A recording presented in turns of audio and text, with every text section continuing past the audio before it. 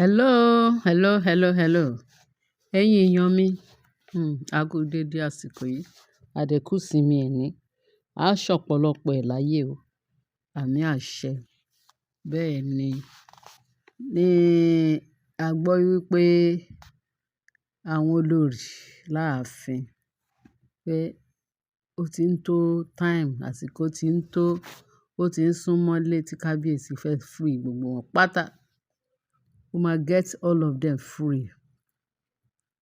Wọ́n ní ó ní ọdún kan tó máa ń ṣe, ọdún ìtúsílẹ̀. That is free festival náà pé. Ọdún ìtúsílẹ̀ wọ́n máa ń ṣe ní ọdọọdún. Pé ìjọ yẹn náà máa tú gbogbo àwọn olórí sílẹ̀. Kí wọ́n dúró de ọjọ́ náà kí festival yẹn dé. Kí wọ́n ṣẹ̀ṣẹ̀ wá tú gbogbo àwọn olórí pátá sílẹ̀ because enough is enough. Wọ́n ní kí ni enough is enough. Kábíyèsí, kábíyèsí ẹ kú ìrọ́jú. Gbogbo èèyàn á kí kábíyèsí ní congratulations. Pé kábíyèsí ẹ kú ìtúkúrò nínú ìdè. Àwọn people yẹn, àwọn olórí tó wà láàfin tí kábíyèsí ṣàjọ. Kì í ṣe kúkú ṣẹjọ́ kábíyèsí náà.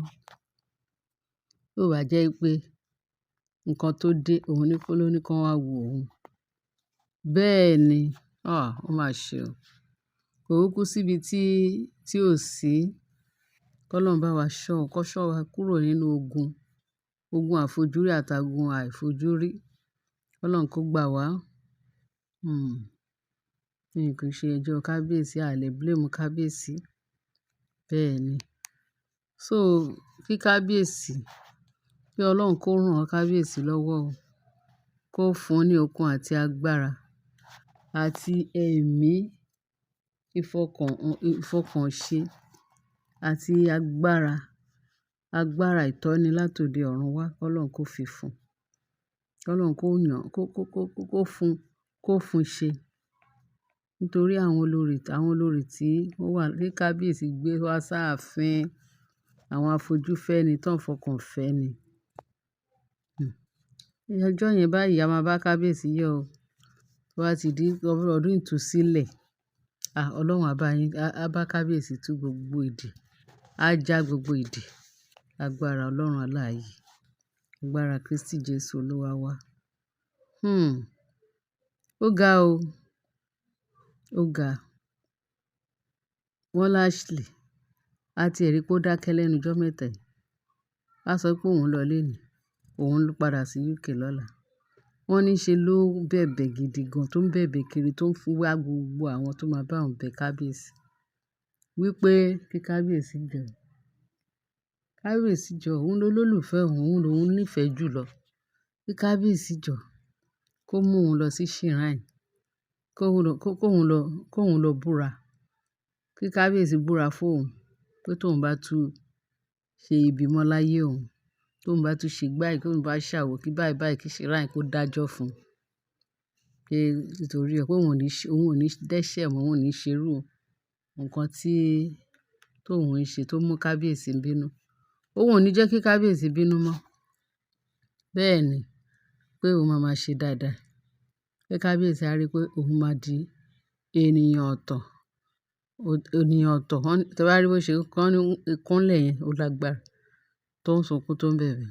Kí kábíyèsí wá ń wò pé ṣé eléyìí ó mọ nǹkan tó ń sọ jáde lẹ́nu. Kí ló ń fi òun pè náà? Ó ń fi òun pè amúkùn mẹ́kọ̀ọ́ nìyẹn. Ashley bá wò ó wá ń bẹ̀bẹ̀. In the first place, kó òun ti ẹ̀ fẹ́ ẹ ná. Kí òun ti ẹ̀ rí, òun ti ẹ̀ kẹnu sí ẹ pé òun fẹ́ fẹ́ ẹ. Ìwọ mọ bó ṣe dé ààfin yìí. Débi pé òun wá sọ fún òun pé kó wá lọ búra fún ẹ. Pé ìwọ ti ṣe tán láti ṣe gbogbo nǹkan tó sọ pé kó ṣe. Kí kábíyèsí wo ṣe ẹ. Kábíyèsí wo ṣe fún òun. Kí kábíyèsí ti gbàgbé pé òun àti kábíyèsí ṣe bẹ̀rẹ̀ ni. Kábíyèsí ní báwo ló ṣe bẹ̀rẹ̀. Ṣèbí ọmọ kan tá mú ní inú abúlé yẹn. Nínú Ifẹ̀. Ọmọ tó jẹ́ pé nínú ilé Ifẹ̀ pé kó wá ṣe arugbá fún àwọn ọmọ kékeré. Bí Ashley ṣe dé nìyẹn tó wá láti London. Ìwọ tó jẹ́ pé wo ibi tó ti ń bọ̀, wo ibi tó wá bá sí pé o fẹ́ máa gbé igbá. Kí ni nǹkan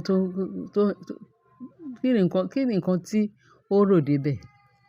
A ṣe, torí kò sí ẹni tó máa ṣe irú nǹkan bẹ́ẹ̀ láì ṣe pé o wá láti inú oko, láì ṣe pé o wá láti abúlé, láì ṣe pé o tiẹ̀ tí tọ̀ live wò rí. Ìwọ tó jẹ́ pé live o ti ná gbàrà, o ti ná gbòòrò live. Wá láti odindi ìlú ọba lọ́hùn. Wá lo fẹ́ máa gbé igbá. What kind of religion is that? Ní ìtọ́jú ti là tán yìí. A ṣe, ṣèbí àwa la lẹ́nu ta fi ń sọ̀rọ̀. A ṣe nǹkan tó wá ó ju gbogbo ìta ń fẹnu sọ èyí tó fi tá fojú rí. Àṣé Ashley fi ọgbọ́n láti wá já kábíyèsí gbà lọ́wọ́ Naomi. Ẹni bá rí ejò tó rí Naomi, ẹni bá rí ejò tó rí Ashley kó kọ́kọ́ pa irú èèyàn bẹ́ẹ̀ yẹn, kó fi ejò lẹ̀ kó máa lọ. Bẹ́ẹ̀ ni, ẹ wo bí ọgbọ́n àrékérekè tó fi wá tú wọn ká.